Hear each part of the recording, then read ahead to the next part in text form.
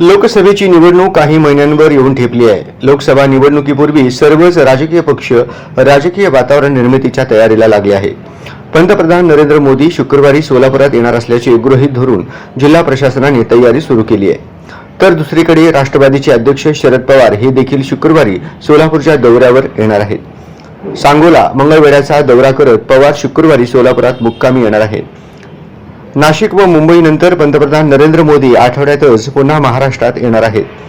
माकपचे माजी आमदार नरसय्या आडम यांनी कुंभारी येथे उभारलेल्या रेनगर गृह प्रकल्पाच्या लोकार्पणासाठी पंतप्रधान नरेंद्र मोदी यांच्यासह मुख्यमंत्री एकनाथ शिंदे, उपमुख्यमंत्री देवेंद्र फडणवीस व उपमुख्यमंत्री अजित पवार शुक्रवारी सोलापुरात येणार आहेत.